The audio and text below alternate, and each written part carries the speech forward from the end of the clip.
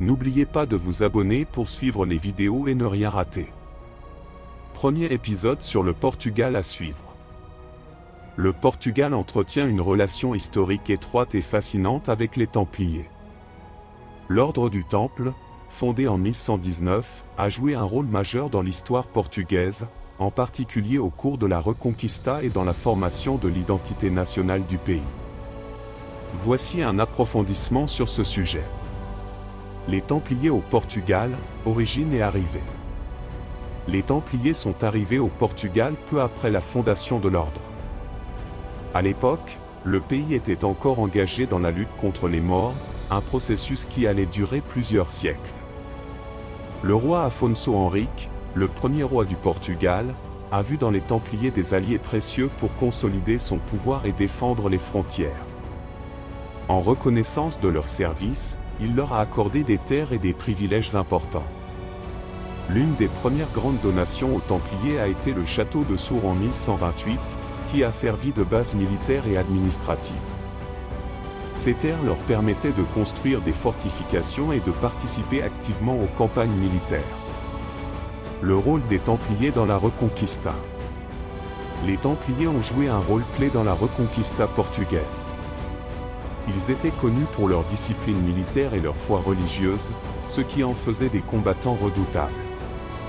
Au Portugal, ils ont participé à des batailles décisives, comme la conquête de Santarém, 1147, et d'autres villes stratégiques.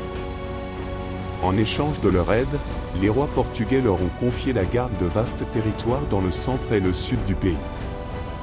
Ils ont établi des commanderies, centres administratifs et militaires, dont certaines sont devenues des villes importantes, comme Tomar. Tomar.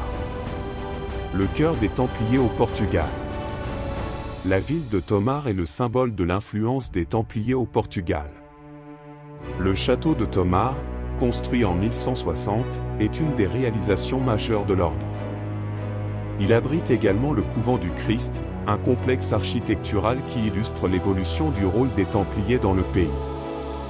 Après la dissolution de l'ordre du Temple en 1312, Tomar a continué à jouer un rôle central sous l'ordre du Christ, qui a succédé aux Templiers au Portugal.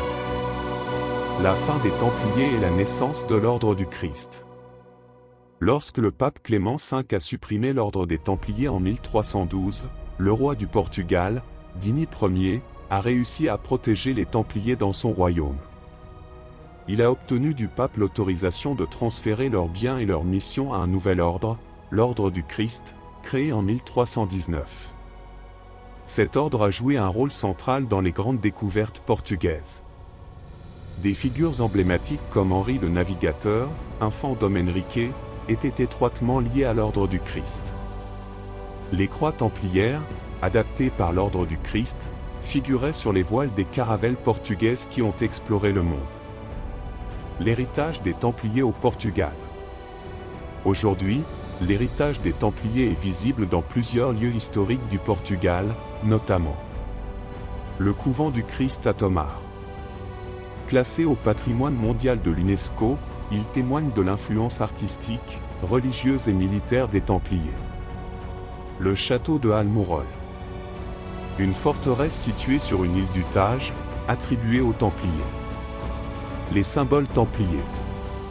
La croix templière et d'autres références à l'ordre sont encore présentes dans l'art et la culture portugaise. Une influence culturelle et spirituelle.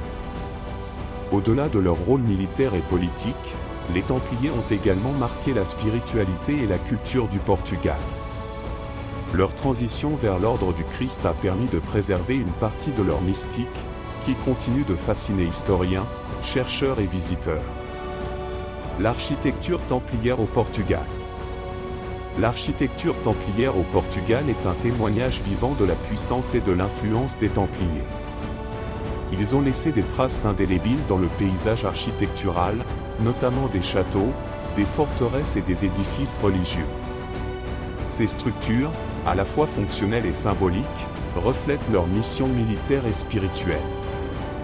1. Les châteaux et fortifications. Les Templiers étaient avant tout des guerriers, et leur architecture répondait aux besoins militaires de l'époque. Au Portugal, Plusieurs châteaux et fortifications témoignent de leur maîtrise de l'ingénierie défensive. Le château de Tomar, 1160. C'est l'un des meilleurs exemples de l'architecture militaire templière.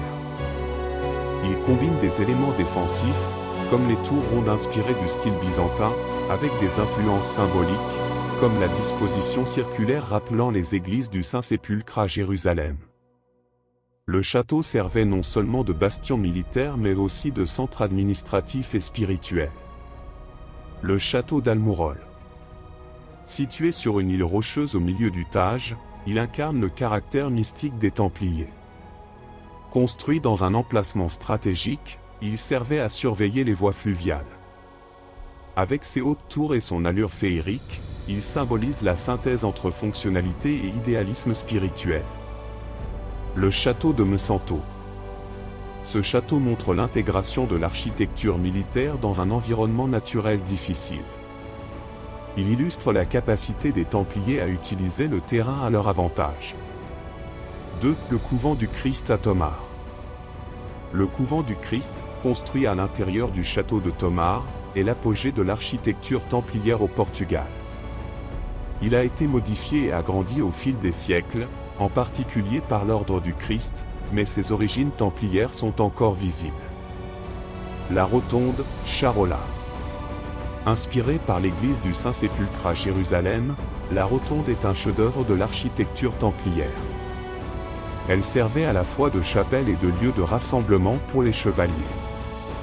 Sa forme circulaire est riche de symbolisme, elle représente l'univers, l'éternité et le lien avec la Terre Sainte. Les ajouts manuélistes. Sous l'ordre du Christ, le couvent a été agrandi avec des éléments de style manuélin, comme la célèbre fenêtre sculptée par Diogo de Arruda, qui regorge de motifs marins et évoque l'âge des découvertes. Symboles et mysticisme. Les édifices templiers intègrent souvent des symboles liés à leur spiritualité. La croix pâtée, emblématique des Templiers. Des motifs géométriques rappelant des concepts mystiques ou mathématiques. Une orientation des bâtiments en fonction des étoiles ou d'événements solaires. Le rôle des Templiers et de l'ordre du Christ dans les grandes découvertes. Après la suppression des Templiers, leur héritage a été préservé et transformé par l'ordre du Christ, créé par le roi d'Ini en 1319. Cet ordre a joué un rôle fondamental dans l'expansion maritime portugaise des XVe et XVIe siècles. Henri le Navigateur et l'ordre du Christ. Henri le Navigateur, une figure centrale des grandes découvertes, était le maître de l'ordre du Christ. Sous sa direction, l'ordre a financé de nombreuses expéditions, devenant un moteur clé de l'exploration maritime. Les croix des Templiers, adaptées par l'ordre du Christ, figuraient sur les voiles des caravelles portugaises. Les fonds de l'ordre ont permis d'explorer les côtes africaines, d'atteindre les Açores et d'ouvrir la voie vers les Indes. Le rôle des connaissances templières. L'héritage des Templiers comprenait non seulement leur organisation militaire et spirituelle, mais aussi leurs connaissances. Cartographie et navigation. Les Templiers auraient acquis et transmis des cartes précieuses issues de leurs contacts en Orient. Construction navale. Leur expérience logistique a influencé la conception des navires utilisés pendant les explorations. Symbole des grandes découvertes. La croix de l'ordre du Christ, visible sur les voiles des caravelles, est devenue un symbole des explorations portugaises. Les expéditions maritimes, bien qu'économiques et politiques, étaient également perçues comme une mission spirituelle. Elles cherchaient à étendre la chrétienté, une ambition directement héritée des Templiers. Synthèse. Un héritage indélébile. Les Templiers, par leur architecture et leur héritage spirituel, ont profondément marqué le Portugal. Leur transition vers l'ordre du Christ a permis de prolonger leur influence, en faisant de cet ordre un acteur central des grandes découvertes. La symbolique et les personnages clés des Templiers au Portugal. Les Templiers, en tant qu'ordre militaire et religieux, étaient riches en symboles et idéaux. Leur présence au Portugal a laissé une empreinte unique, mêlant spiritualité, pouvoir et mysticisme. Voici un approfondissement sur leur symbolisme et les figures majeures qui ont façonné leur histoire dans ce pays. La symbolique des Templiers. La symbolique templière est omniprésente dans leur architecture, leur art et leur spiritualité. Au Portugal, ces symboles ont été adaptés et intégrés à l'identité nationale, notamment après leur transition vers l'ordre du Christ. La croix des Templiers. Description. La croix bâtée, aux bras évasés, est le symbole le plus emblématique des Templiers. Signification. Les 4 branches représentent les points cardinaux, symbolisant l'universalité de la mission chrétienne. Sa forme évoque aussi la croix du Christ, rappelant le sacrifice et le devoir spirituel des chevaliers. Héritage portugais. La croix a été adoptée par l'ordre du Christ, et elle ornait les voiles des caravelles portugaises, incarnant l'esprit d'exploration et de foi. La géométrie sacrée. Les Templiers intégraient souvent des formes géométriques dans leurs bâtiments, inspirées des traditions mystiques chrétiennes et orientales. Cercle. Symbole de perfection et d'éternité, visible dans la rotonde de Tomar. Carré. Représente la terre et la stabilité. Triangle. Évoque la Trinité et l'élévation spirituelle. Ces formes reflétaient une vision du monde où la foi et la science étaient intimement liées. La lumière. Les Templiers utilisaient souvent la lumière naturelle pour renforcer le caractère sacré de leurs édifices. Par exemple, les fenêtres de la Charola à Tomar sont orientées de manière à baigner l'intérieur d'une lumière symbolique, évoquant la présence divine. L'éclairage des forteresses servait aussi à guider les pèlerins. Le château d'Almourol. Un symbole mystique. Le château d'Almourol, isolé sur une île, est souvent vu comme un lieu symbolique et mystique. Sa position au milieu du Tage le fait apparaître comme un lieu entre le ciel et la terre, un espace de transition entre le matériel et le spirituel. Son rôle de défenseur des terres chrétiennes s'associait à une aura mystique de gardien des secrets. Les personnages clés des Templiers au Portugal. Plusieurs figures importantes ont marqué l'histoire des Templiers au Portugal, depuis leur implantation jusqu'à leur transformation en ordre du Christ. 1. Gualdimpe, 1118-1195. Biographie. Né au Portugal, Gualdimpe a rejoint les Templiers après avoir servi en Terre Sainte, où il aurait été adoubé par Hugues de Payan, le premier grand maître de l'ordre. De retour au Portugal, il devient maître des Templiers dans le pays. Réalisation. Fondateur de la ville de Tomar en 1160, il a supervisé la construction du château de Tomar, devenu le siège des Templiers portugais. Il a renforcé les défenses du pays contre les morts et assuré l'expansion des terres templières. Héritage. Gualdimpe est souvent considéré comme l'architecte spirituel et militaire des Templiers au Portugal. Sa vision a établi les bases de leur longévité. 2. Le roi Afonso Henrique, 1109-1185. Rôle.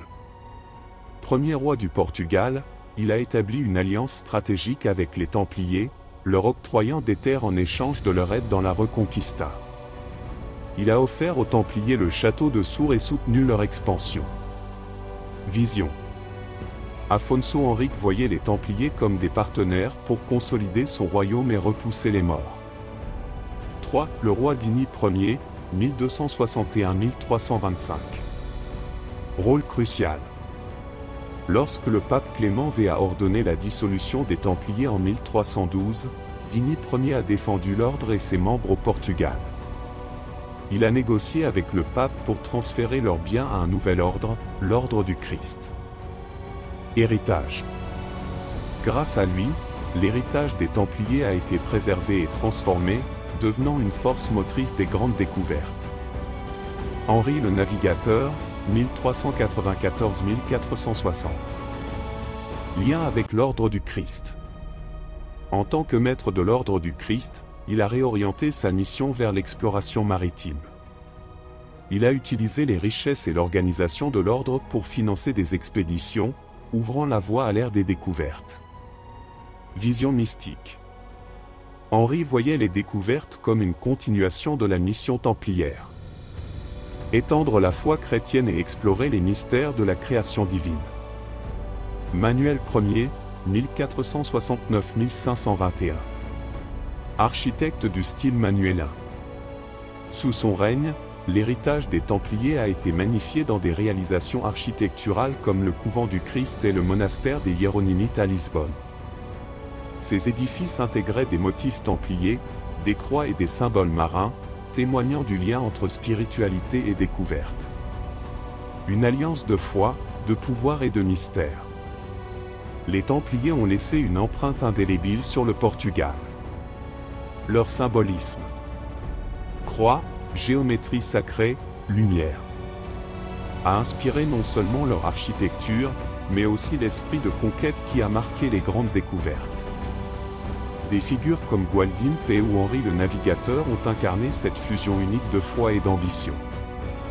N'oubliez pas de vous abonner pour suivre les vidéos et ne rien rater. Épisode 2 à suivre.